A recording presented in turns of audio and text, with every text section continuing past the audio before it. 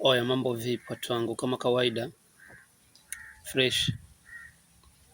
Niko hapa kuongea kitu moja jana ambayo niliona kwa Facebook.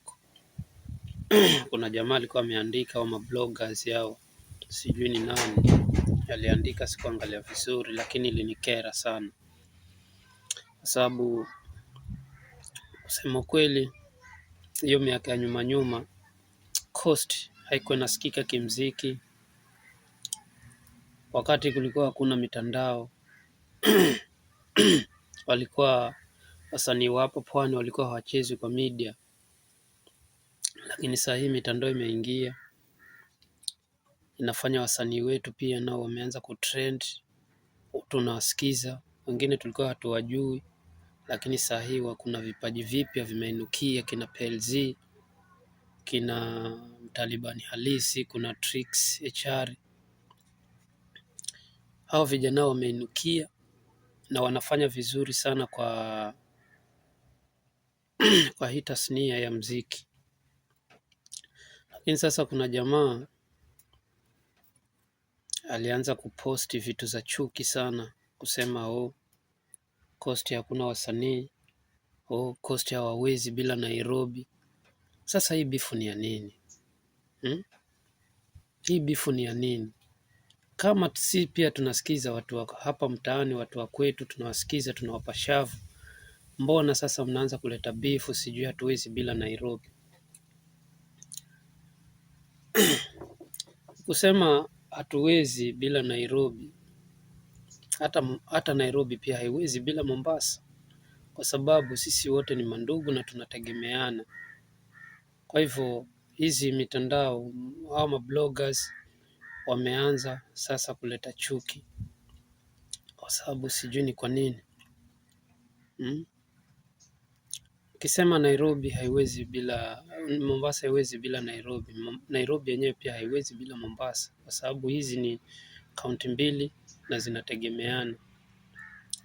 Kuna vitu tunategemea kutoka Nairobi, Nairobi pia kuna vitu anategemea kutoka hapa kwetu Mombasa, Coast kwa ujumla.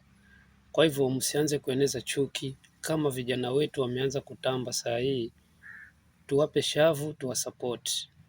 Naona kama we ni mtu umetoka Nairobi nawe unasikiza mziki wa Coast na unaona na kubamba, ukikubamba pia wape shavu vijana wetu. Zile chuki tuziache, tusianze kuingiliana sijui Nairobi Mombasa hivi. Wazee, ninachowaambia mimi, tuache kila mmoja afanye kazi yake ya muziki kama kawaida. Kama kuna koli ya muziki, fanya muziki, usisikize maneno, usisikize watu vile wanaongea.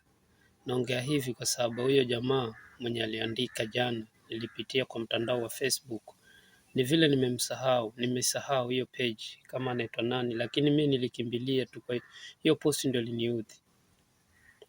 Huyo mwenyewe hataka kuniudhi, lakini hiyo post yenye aliandika ndio iliniudhi, kwa sababu ni kama kuna chuki ameanza kuichochea, na watu kama hawa hatuwahitaji katika hii industry ya muziki, ambao wanachochea vijana wetu wasipate show kutoka Nairobi na watu wa Nairobi wasipate show kutoka Mombasa, kwa sababu watakuwa wameanza kujenga hiyo chuki. Kwa hivyo mimi nimekuja tu niwakumbushe wasanii tufanye kazi. Kama wewe ni msanii kutoka Nairobi unafanya collab na msanii kutoka Mombasa, sisi wote ni mandugu. Kwa hivyo tudumishe undugu, tudumishe amani, sio chuki. Chuki haileti faida mezani, chuki haileti chochote mezani.